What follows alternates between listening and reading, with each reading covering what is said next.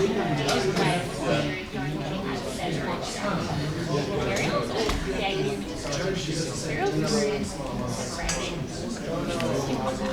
evening, everybody.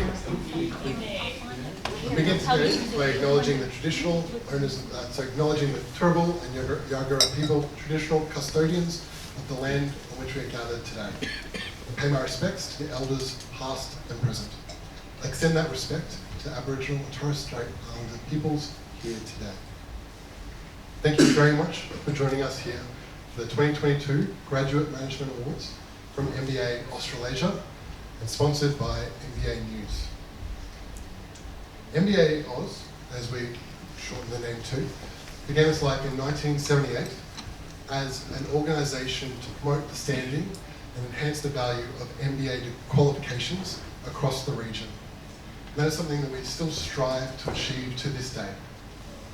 In recent years, particularly through COVID times, the shape of that impact has changed. We've had to adapt to modern times. But thankfully, we've been able to do things like these Graduate Management Awards, and this as a live and in-person event for the first time since 2019. Unfortunately, due to the change of date outside of our control and a number of technical hurdles along the way, it might not shape up exactly as we'd hoped, but part of that is rolling with the punches, as we've all learned to be agile, nimble, and adaptive as we bring these sorts of things to life. So thank you very much for everyone who was able to make it here today. Thank you for everyone who flew in, changed flights, or changed plans to be able to be with us in person. And also a big shout out to my normal co-host, Ross Barclay, one of the key organisers throughout this event, who is over in Singapore as we speak on a holiday many months ago, and isn't here to be able to enjoy the fruits of that labour across many months of planning. The Graduate Management Awards shine a spotlight on outstanding members of our MBA community and are designed to enhance their profile, recognise them and appreciate them for all that they do.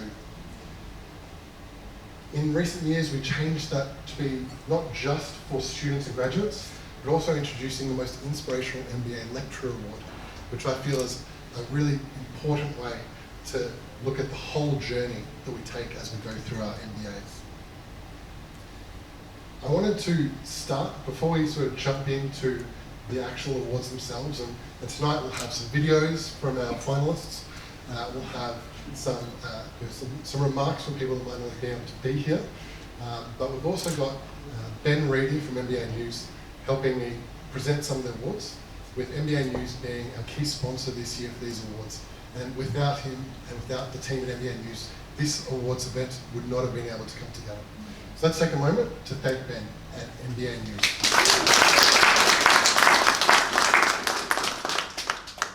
Many of you may also know MBA News from the great articles they publish, but I know Ben has been working, and the team have been working very hard on the MBA Guide, which is a fantastic resource for everyone joining our community as well. And so it is with great pleasure that I get to work with Ben on activities like this. I'd also like to take a moment to congratulate everybody who was nominated, shortlisted, and the eventual winners of some awards tonight. Let's take a moment to celebrate every single one of those people.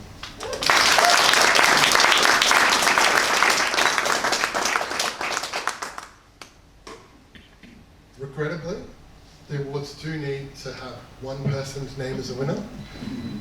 We had a fantastic time going through the judging process, and the judging panel wouldn't mind me saying that we actually had a lot of difficulty in categories where there were some very, very close scores on picking a winner. To the point with 2 of the 4 categories, we had to invite additional judges to help us get some additional input, and even then both of them ended up in ties, and both of them had to go to tie breaks. I think that says a lot about the calibre of the nominations. They're absolutely phenomenal people in this community throughout the Australasian region, and a number of them are here with us tonight to celebrate, including a past winner of one of our awards. And I just wanted to say how much pride I take in being able to stand in front of you and present along with Ben and the team, being part of this. It's a great privilege, and it's something that I really take a lot of pleasure in. You know, the volunteer work from our committee, and as a member-led not-for-profit organisation, doing things on a shoestring budget and limited time. You know, it can be some pretty stressful days, particularly with last-minute changes and technology issues. But being able to speak with the finalists and nominees, being able to speak with the community about the initiatives we're doing is sensational. So I just wanted to say thank you for letting me be able to stand in front of you and do that.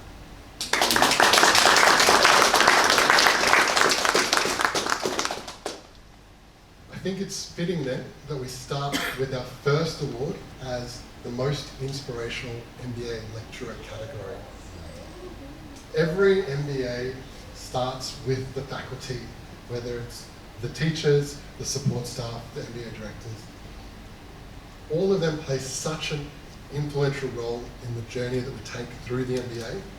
And speaking for myself, I know my life changed trajectory significantly from my MBA experience, and through interviews with finalists, the podcasts we host, and a number of other conversations, I know that that's a sentiment that resonates through every single person who's completed an MBA degree. So let's start with the most inspirational MBA lecturer. I'll read some notes. I do apologise, I'm doing a little bit of the back and forth, so bear with me, making sure I acknowledge people appropriately.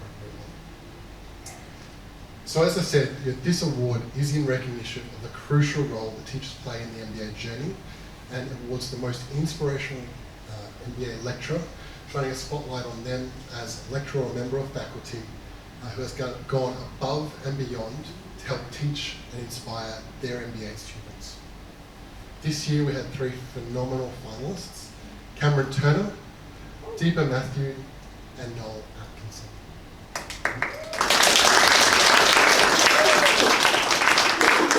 I'm going to start playing a short video so you can get to know a little bit more about our 3 finalists.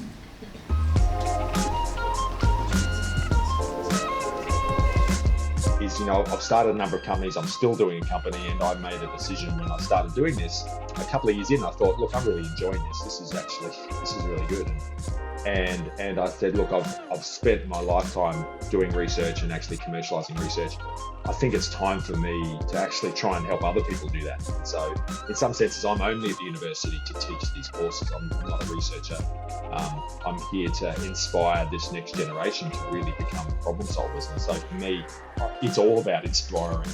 You know, I wouldn't be at the university if it wasn't for teaching these courses, because that's the whole reason I'm here.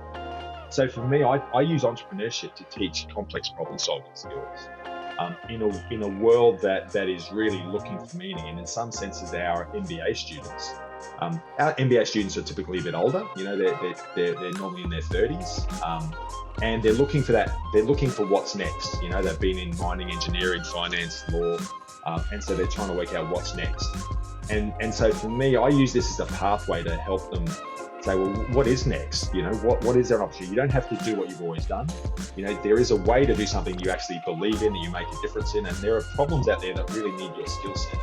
And entrepreneurship is a way to explore that. It doesn't mean you're going to start a company, but it means you can explore, how do I work out what problem I want to solve, and how do I solve that? And in doing that, what I find is that they find a sense of meaning in that. I do like to make my classrooms a little bit interesting and a little bit different, just to keep our students engaged. So yeah, especially during COVID, when we were all online, especially in online platforms, so make it a little bit interesting. So I bring in lots of YouTube videos, we do lots of activities. I can keep them engaged, and I just bring some industry activities into the classroom depending on the subjects I teach. So yeah, it's a mix of both. We're always innovating, especially when running a new business. You want to look at efficiencies. You want to, constantly innovating. So, I bring that kind of into the classroom as well. Like not only efficiencies in the form of technical efficiencies, but also individually, like how we perform tasks or our mindsets. So I try and bring that into the classroom, especially in a subject like MBA. And communication as well. You know, how we communicated 5 years ago or 2 years ago is very different to how we communicate now. So just like all that different aspects, it's quite, and the world is changing so quickly, right? So sometimes, and this is, we had a new intern start today, and he wanted to know not that he wanted to know, some people have that personalities where they have to know everything, and I was like, sometimes, you know, we just have to run with it and you learn as you go because that's how the world is changing. So I bring all that into the classroom, and then of course all the theory aspects I connect the two in the business, and I go, oh, that's what the theory meant. Even now I'm go, oh yes, you know, I can connect the two, and then I can bring it back to the classroom as well.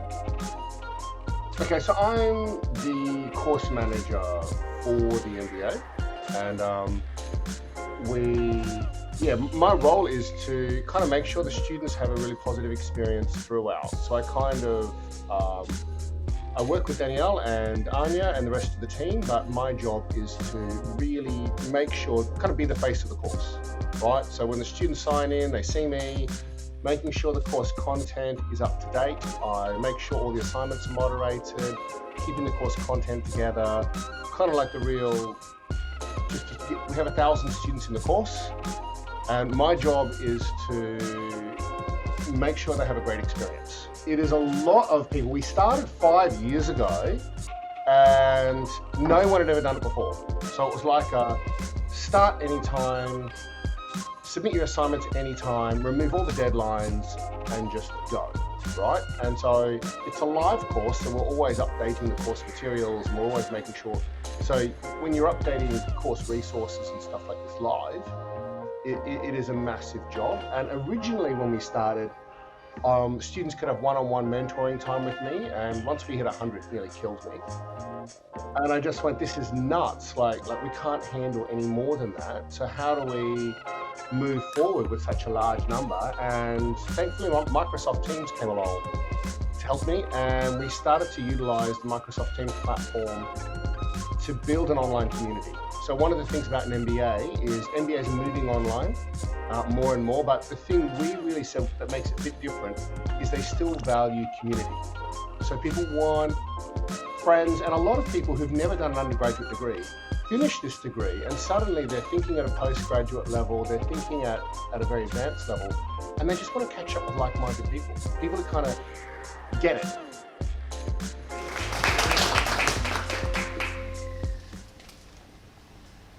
Obviously, a short video doesn't give the full picture of these phenomenal lecturers. I had the pleasure of watching a lot of the videos that came from students, as well as some of the teaching surveys and other documentation that came through as part of the applications. And it's incredible to see the depth and the passion that comes through from each of these nominations. So I wanted to take a moment to read some of the quotes from our judges, specifically about these finalists. So I thought it helps to give a better picture about each of them and the fantastic work that they do. I will be reading, sorry. That feels not like.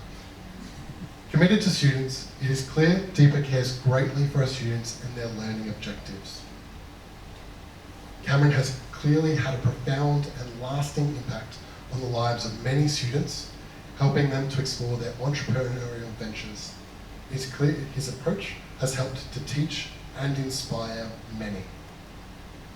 The passion Noel carries for his students is quite infectious. It comes across clearly that Noel derives motivation through the success of his students. Noel successfully and repeatedly inspires his students to re-engage with the course and to continue in their MBA journey.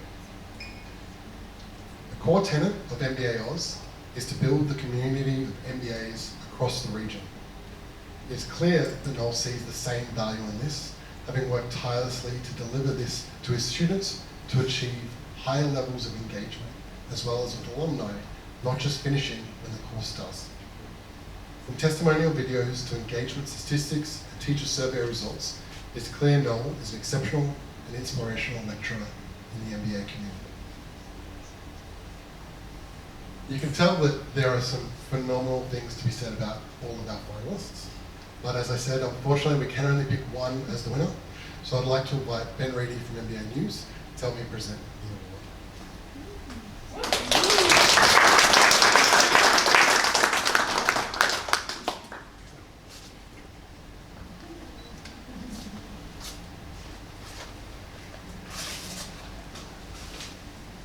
Gotta love a bit of theatrics with this. I'll get this one right. And the winner of the 2022 Graduate Management Award, the most inspirational lecturer, is Noel Atkins.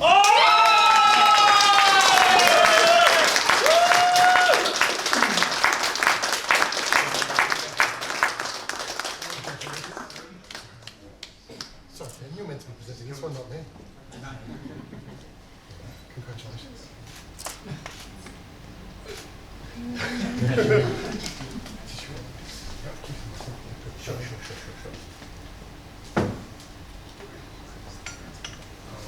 Right, okay. I'm not normally lost for words except for on a night like tonight. If anyone knows me, Danielle has known me for the last couple of weeks where she said, no, you're going to win it. And I just went, no, I'm not. And there's some phenomenal people. So first I'd like to acknowledge Cameron Turner and Deepa Matthew. Cameron, I met you just for drinks beforehand. You're an intimidating character. So in a good way, I pay humble respects to you and your teaching.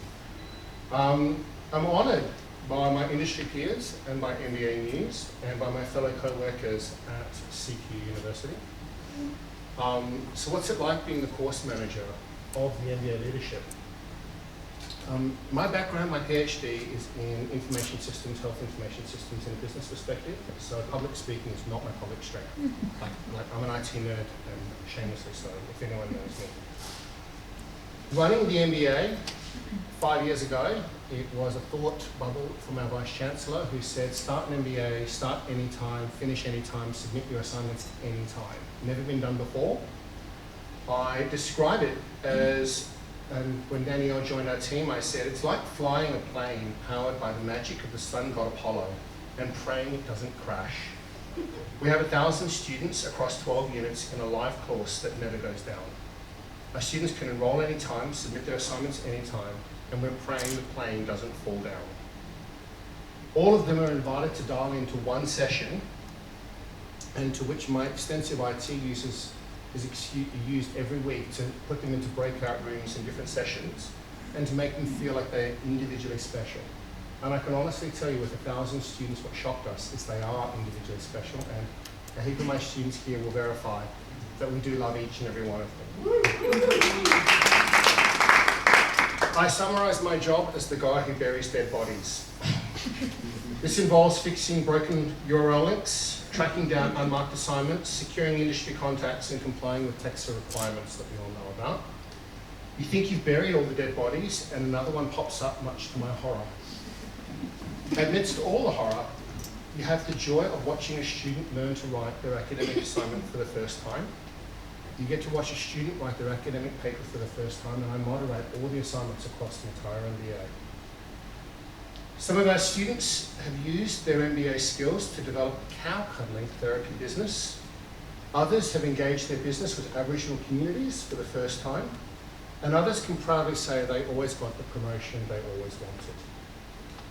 Not only do I bury a lot of dead bodies, but I get to watch other people's careers thrive and grow. As one of my students said to me, my MBA did get me the promotion I always wanted, but it also gave me so much more. My wife comments that I'm so much more interesting as a person. I can talk about so many different topics in social gatherings. And I really wanted to say, just in wrapping up, some very special people that have enabled me to reach as far as I have, and without them, I wouldn't be here. The first person is Danielle McRae, who's like my sidekick and partner in crime in keeping this plane in the air with the magic of the sun god Apollo. The second person I'd like to thank is Kate Haynes, my boss, and Anya Payabel for helping me to get this award. And I'd like to thank all of you for listening to my speech, because I appreciate it.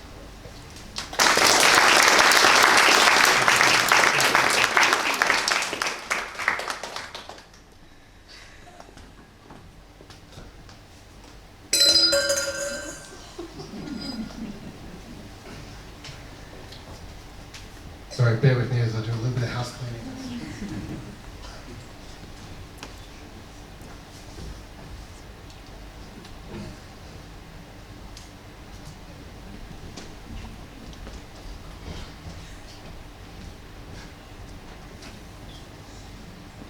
Have I said how much trouble we've been having with technology bringing this to fruition?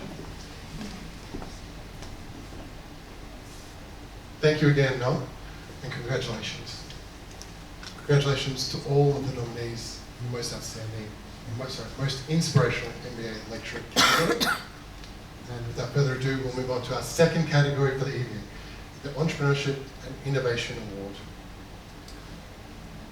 The Entrepreneurship and Innovation Award showcases innovative business concepts created or developed through work submitted as part of an assignment in an MBA program, or launched from a foundation provided by the knowledge and community gained through involvement in the MBA program. This year we had 4 finalists in that category. Collabaloop, Andreas and Mikhail, Kurt Plummer, Hamon Arya, and Tim Horaceman.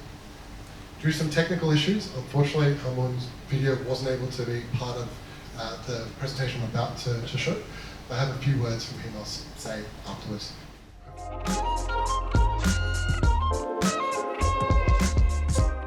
So basically the approach I took to most of the subjects, where possible, I took that construction industry lens, and even if it didn't really fit into the assignment, I went, it doesn't matter, I'm going to do it, just so I can try and maximise just that sort of deep dive into it. I guess, yeah, it's that whole interconnectedness, right? And initially we started on this whole, it's about business to business relationships, and I guess it's sort of evolved into this thing where it's actually more about the human elements, and then when you start looking at the human elements and all of these things, they're all impacting the well-being and mental health, from a startup perspective, you have to sort of find what's that compelling reason. And the thing that I guess really resonates is, particularly in the construction industry, is the high rates of suicide. Like the fact that it doesn't matter if it's Australia, UK, US, it's over or around the two times the general population. It's 6 times more likely to die from suicide than a workplace accident. And you consider how focused the industry is on physical safety. My main task in terms of Collabaloop is obviously finding out what people really need, but then also looking at how we operate the platform, making sure that we have the right systems in place to run all that, but also just to make sure that we keep that human touch in any IT systems that we bring. Because really for us, it's important that people feel comfortable with using that platform, and there's a fine line there between having a technology solution that does the job but doesn't quite get that human element across. One of the fundamentals from the way I saw it was this energy issue, and the next thing that became apparent when I was doing my research was it's not so much the upper class or the middle class, or even for our Australian society, the lower class. Globally, the people that earn less than whatever $5 a day, this poverty level, they're the people that we realistically should be concentrating our efforts on. How do we best make use of the solar energy which we can collect, and how do we enable them to use it in cooking? So it was making use of salt or brackish water for electrolysis, and using hydrogen as a battery, so they can then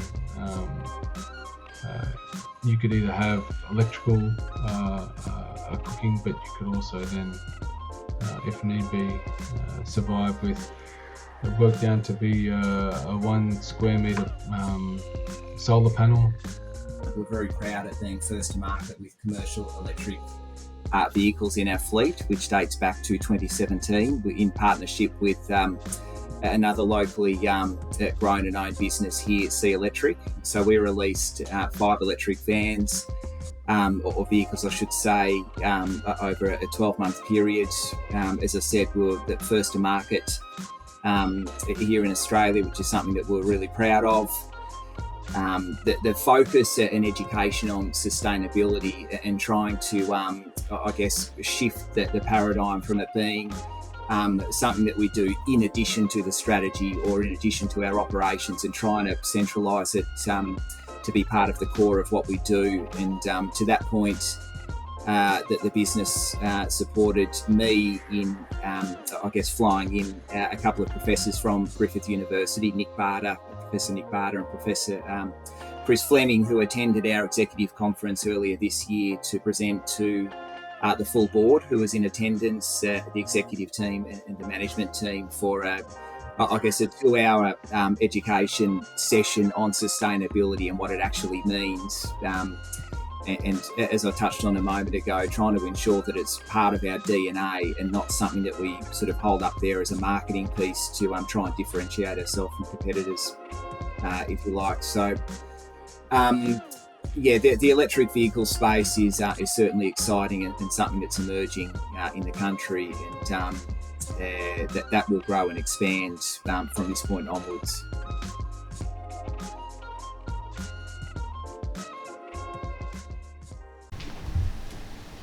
As mentioned, Humlin wasn't able to be part of the recording to be in that video. I have a few short words from him as well. To be recognised and nominated as a finalist for the Graduate Management Awards is a great honour and privilege. Thank you, MBAus, for this acknowledgement and recognition of my work. I appreciate and feel very encouraged by this recognition.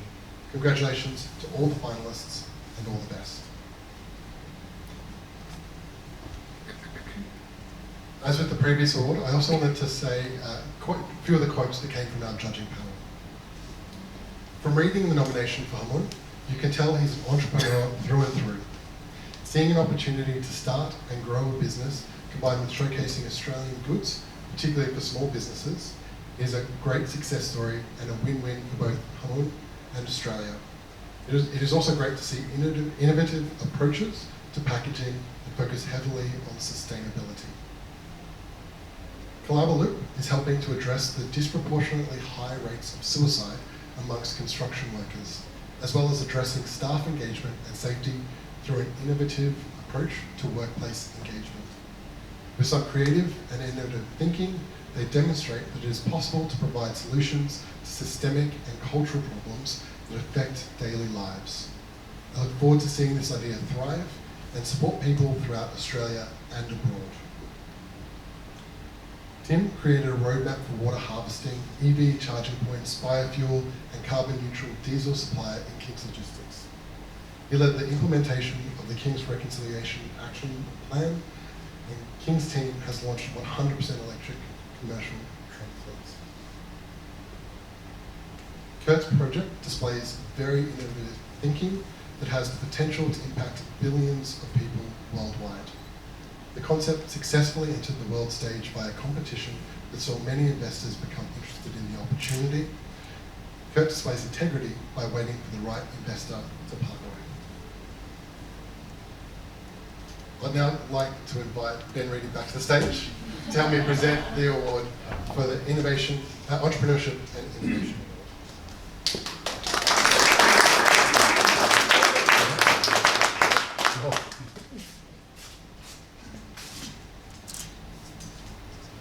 Gotta love theatrics.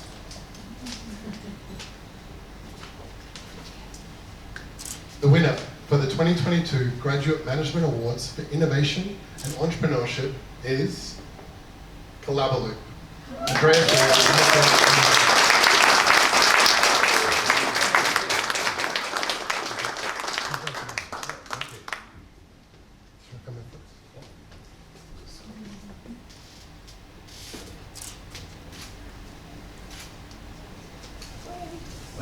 Oh, sorry.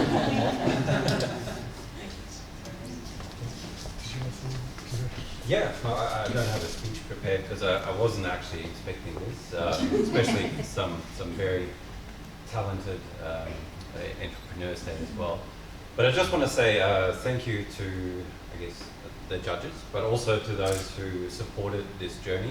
So there's the staff at QUT who really supported us from the get-go, taking an idea that, you know, initially wasn't maybe all that supportive of what we really were trying to achieve, but helping us shape that into something that then has potential to really drive human connection in areas where maybe that's not the case. And as Mikael said there earlier, we started off looking at construction because that was an area where we knew things were very broken.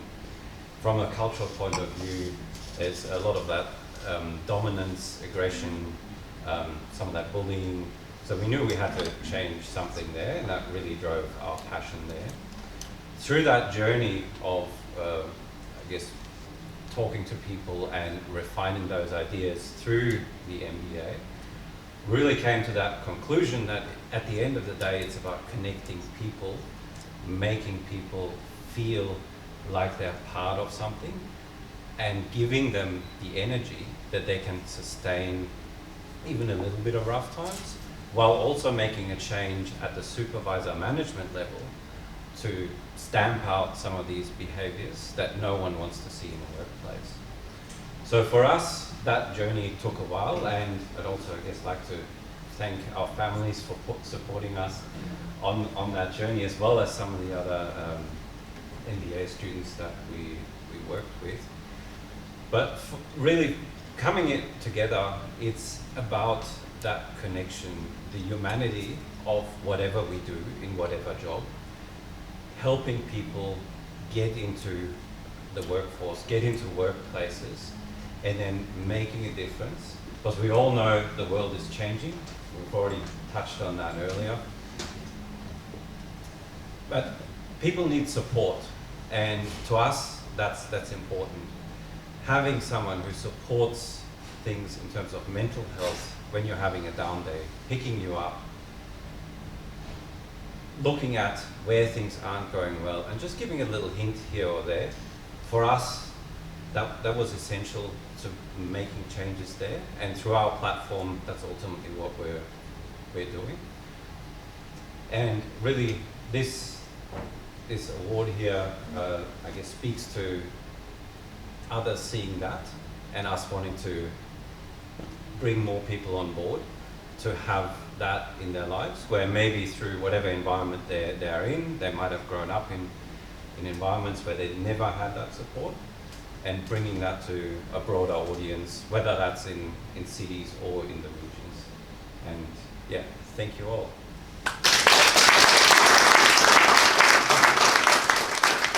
Congratulations again to Andreas and Mikael, and let's give one more round of applause for all the finalists and all the nominees.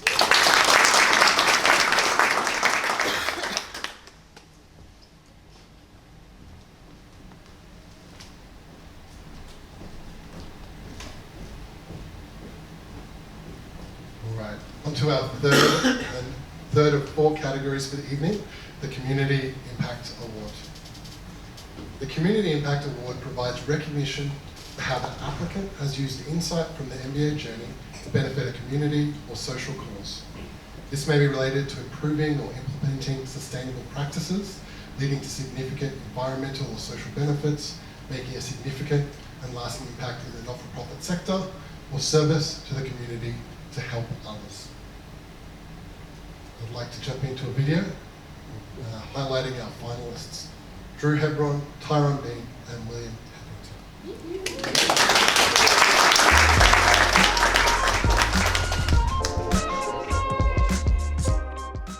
Nyara Nyakilim, Kumadaru, Umbala Will Tyrone, Kabi Kabi, Waka Waka, Migamura Gapin, Bindle, and Wagga of North and South East Queensland. Hi, my name is Tyrone. How are you?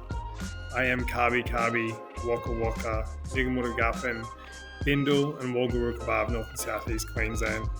I resonate with the dreaming of Marakchai or Murukuchi. Murukuchi now is translated to Maruchi, so Murukuchi, Muruchi. and Murukuchi is now represented as the beautiful black swan of the Maroochydore and Sunshine Coast region. I do speak for Kabi Kabi. I am a Kabi Kabi traditional owner. My grandfather has passed on all responsibilities onto myself at the beginning of last year, returning back to Queensland. And I guess the work that I did down here, and as well as going back home, and my commitment to my culture and to my people, led my grandfather to pass everything on to me.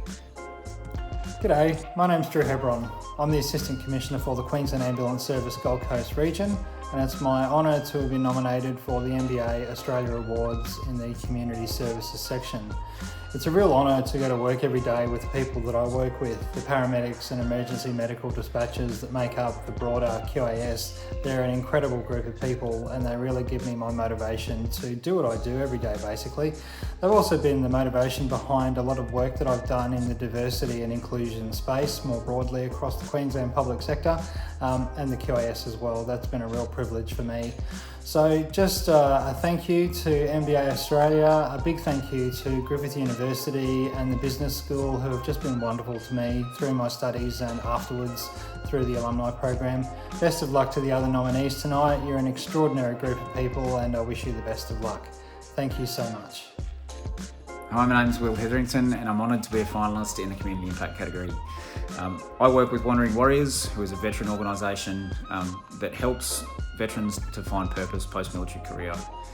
After serving their nation for a number of years, they've got a unique set of skills and attributes that most of the time don't really translate to real skills in civilian life.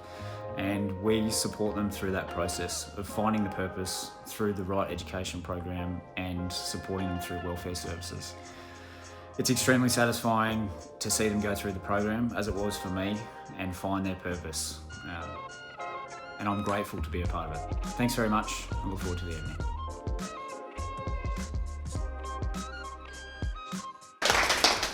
Some absolutely inspiring and uplifting comments there. And I'd like to read some of those judges' quotes again, because I think it's very important to get to know a little bit more about each of these finalists. Drew is making significant and lasting positive change, supporting the LGBTIQ+ community, including being the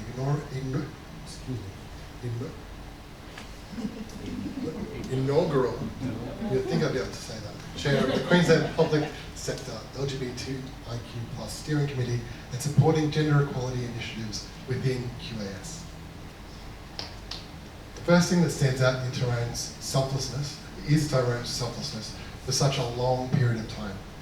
This dedication has provided an extremely large list of initiatives that aim to support and make impact to a community. Not only is he focusing efforts on supporting First Nations peoples, but he's also actively including all individuals to learn more and become a part of the change that's needed. Will has applied learnings from the MBA into developing and assisting the Wandering Warriors veteran. His dedication towards special operations veterans led to an implementation of the first Special Forces Peer Support Worker Program that has supported 16 veterans into MBAs and 12 into tertiary scholarships over a 2-year period, and the program continues to grow annually. Drew's voice as a public sector leader and champion for diversity and inclusion has had a true impact on his community and will continue to impact the sector for years to come. His people-first attitude is a display of true leadership and integrity.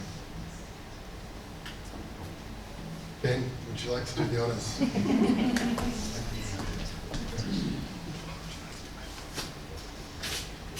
Okay, sure.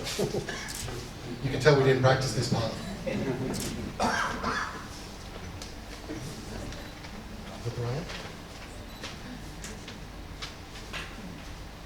And the winner of the 2022 Graduate Management Awards for Community Impact is Tyrone Bean.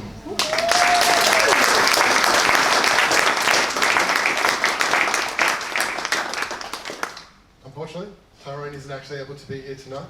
He had a prior travel commitment with a change of date. I won't say that, not one about that too much, sorry. However, I did reach out to him earlier and said, if you were to win, is there anything I could say on your behalf? And he did send me a short video. So I'm going to play that for you now.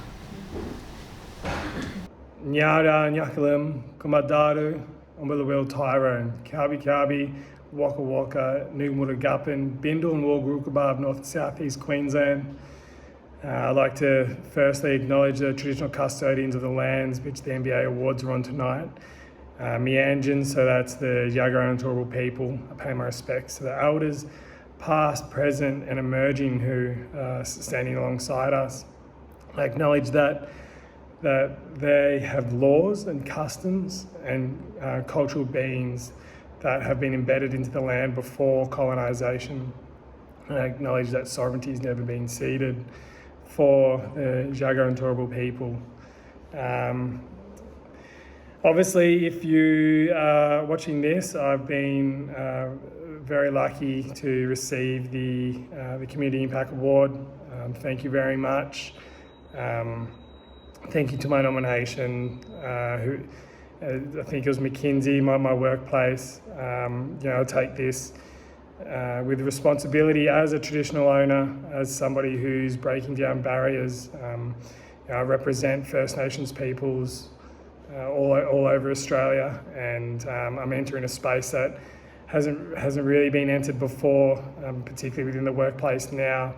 I do take this with a great deal of responsibility, understanding that I am educated both in the First Nations context and my cultural being, as well as Western educated, and I will continue to walk in both worlds and bring all people along. Congratulations to the other nominees, both doing incredible things in your communities, and it's very humbling to be noticed alongside both of you and everybody else that's there tonight.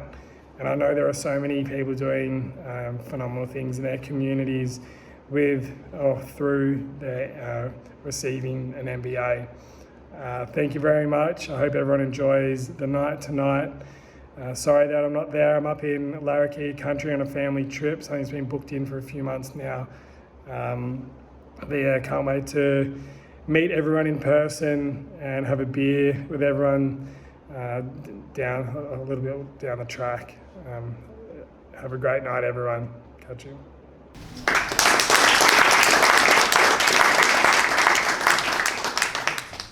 Let's give another round of applause for Tyrone and all of the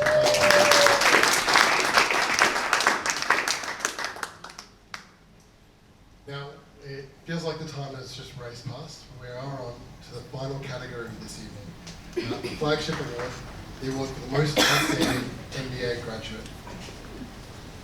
This award is in recognition of a recent MBA graduate who has proven to be outstanding in their academic pursuits, professional life, and extracurricular endeavours. As the flagship award for the Graduate Management Awards from MBAus, this is one that really brings us together. It is fantastic to be able to see the phenomenal work everyone's doing in their different areas, and I take a lot of pleasure and get quite uplifted when I get to read through the nominations in this category, because it's clear to see how these individuals are bringing together their life experience, their MBAs, their careers, and bettering society, not just themselves. I'm about to start playing another short video. You'll hear that jingle one last time. And you'll be hearing from our finalists, David Herbert, Caitlin Rafter, Peter Butker, and Scott Young.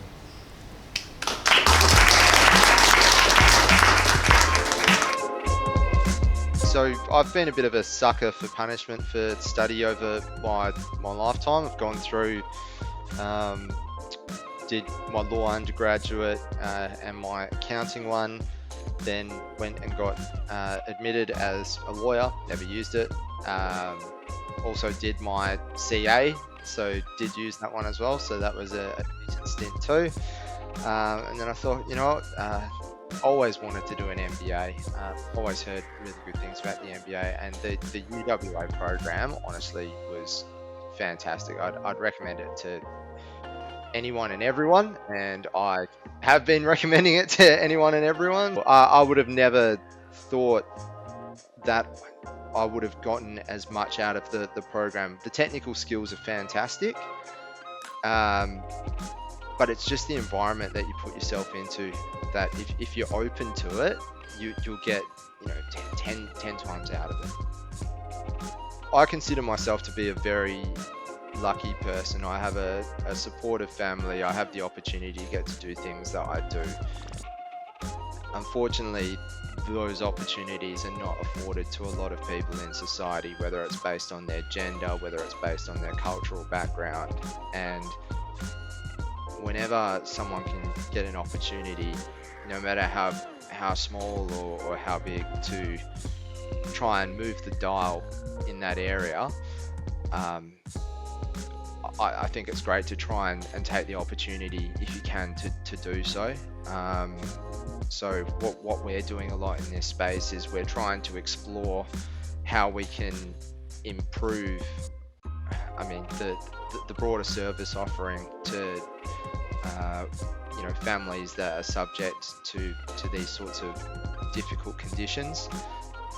And look, I think the good thing about doing the MBA was that it was able to use all the experience that I've had in the property industry, the not-for-profit industry, the sporting industry, and the charitable institutions that I've been involved in. So it kind of had a nice fit in terms of every assessment that you did was around practical situations that I'd had encountered over my working career.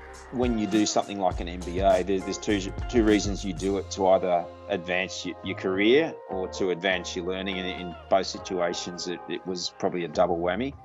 And this opportunity came up recently in the health industry as Chief Executive Officer of the Ipswich Hospital Foundation, which is one of the fastest growing areas of Queensland and associated with Westmoreton Health.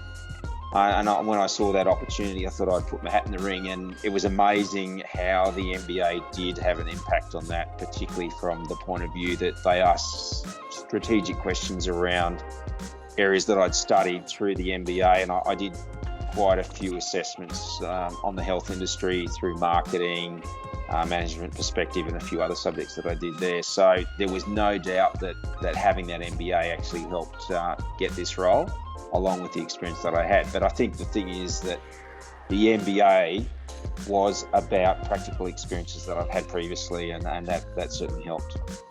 And I think the thing was about, I didn't go into the MBA with the ambition of doing something like this, but that subject created ideas in my mind to say, well, this is something that I can do while I'm still working in other areas in cohorts with that. And so look, that's something that just came out of the MBA out of the blue. So I think that's one of the amazing things about doing an MBA, is that you're going down the track of trying to advance yourself in terms of your own career, but then this created this opportunity that really at the time I didn't even think about. Like I mentioned, my motivation for commencing my study was academic and resume driven. The biggest value, however, I probably got out of it was more related to that personality and leadership aspect. So in terms of fundamental change, I wouldn't say academically I became a brainiac over 3.5 years and learnt all of these concepts I've never heard of. I wouldn't say that. I'd say that the education is very valuable, but what is more valuable, I think, is the focus on your own personal growth. And it's deliberate and it's structured. And I found it the most uncomfortable. They were the subjects I found the most difficult to do well in. So something about me is that I'm naturally quite introverted, and I felt like going into my MBA, there were a lot of opportunities in my undergraduate degrees that I didn't take advantage of. So I really put myself to task to get the most out of this period, and it meant that I was more than often very uncomfortable because I was pushing myself outside my comfort zone to do something. And from doing that, I think also is why I saw naturally a bit of a change over time, and it also paid off in dividends in the experiences I got to have. So for me, who I am is just someone who focuses on that. My drive, my passion is working with people. So whether it's working with students through the MBA, whether it's working with people professionally, or working with job seekers and developing people, it's always just that connection with people is pretty much what drives me in everything I do. For me, it was just seeing the struggle, the resilience, that human side of people needing a job and what it means to them as people, part of their identity, how they define their worth to their families and their society. So in working in that field, I think that's really what triggered my passion for helping the person. And from there, as I moved into larger organisations and corporate roles, everything just sort of kept looping back to finding the right people, the right fit, forming the right cultures. And I was lucky enough to have that experience just working in so many different industries. And I walked out with this almost mind blown sort of thing. It took me quite a long time to process it, and it completely changed direction for my own business and the services that we offer and what we do. And it's, it went from, it's not just a business plan. It's how do I uncover needs? How do I play a role? How do you recognise your social responsibility and run a business based on that? So yeah, it was completely different to what I expected.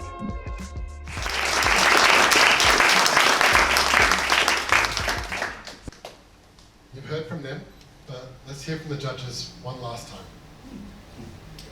David demonstrates outstanding achievements across a variety of areas, including in his professional career, innovation and community impact.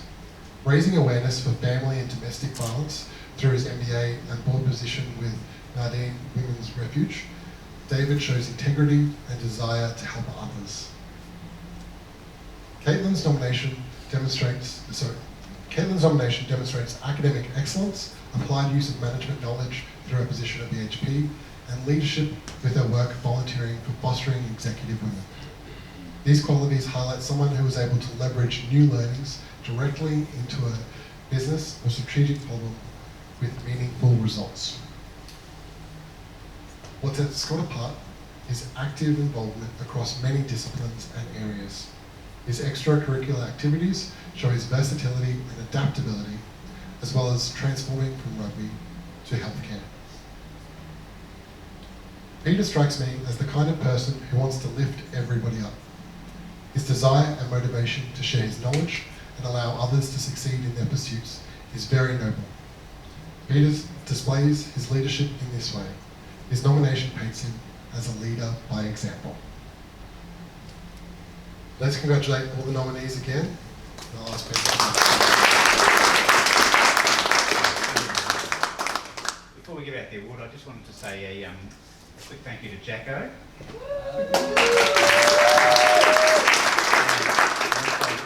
Ross Barclay, who couldn't be here tonight, he's also on the committee of the MBAus, and also Caroline at the back, who's hiding up at the back there. So they've done a really excellent job. In the last couple of years, it's been really, really difficult to do events like this, and they've really persisted. The last couple of years have been online and haven't quite been what we wanted. What we wanted, and it's really great to get back to in-person events, and hopefully we'll be able to grow this over the next few years. And again, just thank you, Jacko, for your time and your efforts. It's a volunteer role, and celebrating MBAs is something that we really need to do. It's finishing your MBAs and just the end of the journey. It's just the start of your journey. And we've seen tonight how many great people, what the great things people are doing when they finish their MBA, and we should keep celebrating those journeys. So thank you, Jacko.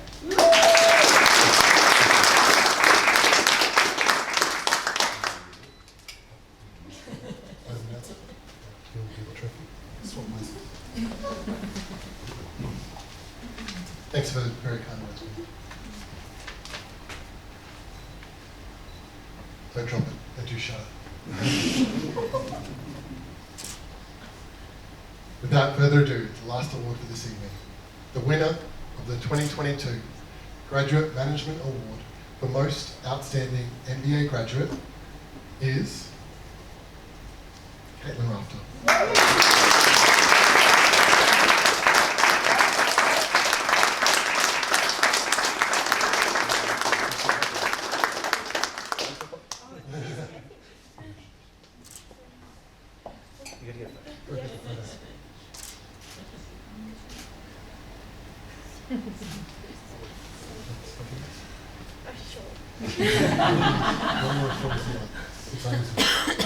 I did check if we needed to prepare any words.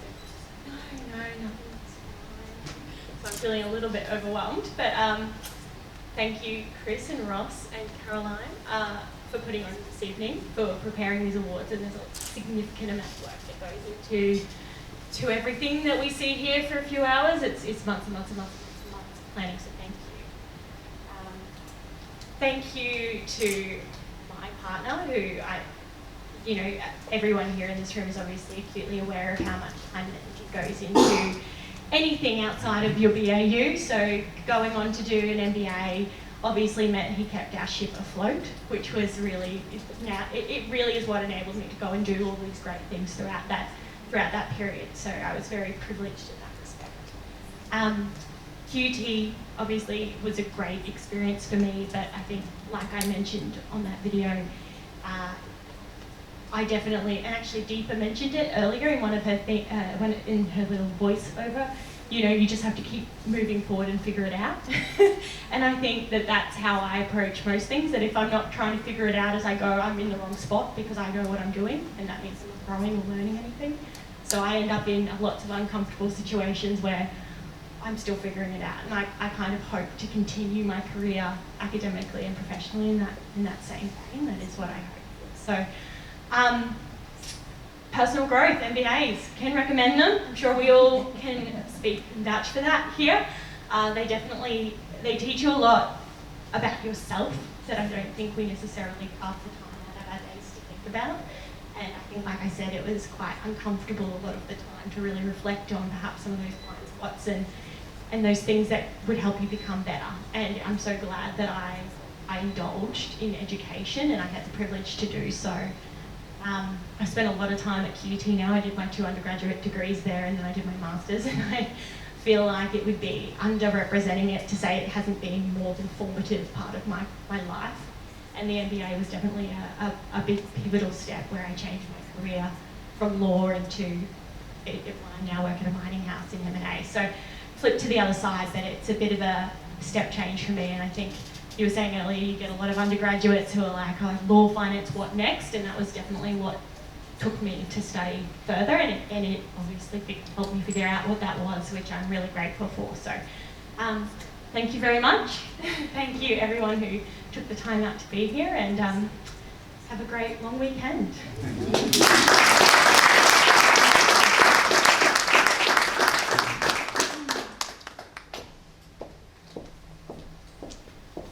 And with that, we wrap up the formalities of the evening tonight. But before we go, I need to say a few more thank yous. Obviously, and again, MBA News, thank you so much for your support. This event couldn't have happened without your sponsorship. It is absolutely appreciated. As I mentioned before, MBAus is a not-for-profit organisation. It's member-led. All of our events come from your volunteer work, sponsorship arrangements, and member fees. If this has been of interest to you, consider becoming a member of MBAus. Tell your university departments they can become university members. There's great benefits, and I'll leave the plug there. But thank you all so very much for joining us here for this event this evening. And I want to wrap up by reflecting a little bit on a couple of themes that stood out for me from those videos and those speeches. And I think, Caitlin, you said that uncomfortable growth or uncomfortable learning. MBAs are such a strange degree in my mind as someone that's finished one already a few years ago. I'm still figuring it out. It's not just a piece of paper, it is so much more. And the fact that we can come together on a Friday night in Brisbane, many of us travelling from far away, to sit, have a few drinks, some canapes, and celebrate outstanding people within that community who choose to do that voluntarily and money out of our own pockets. It says a lot, and I don't think there are other communities or degrees out there that would have that same community and that same spirit within it. So I think we should reflect on that, celebrate that, and I hope to see you all at more MBA community events through MBAus or other initiatives in the very near future. We'll have some drinks going for another hour or so or more. We've also got some more substantial canapes. So let's take this opportunity to learn more than just a very quick video. Mingle with those finalists the nominees and winners, get to know them a little bit more. There is so much more than, it was just the tip of the iceberg in those videos and those comments. So please network, mingle, and enjoy the rest of the evening. Thank you very much.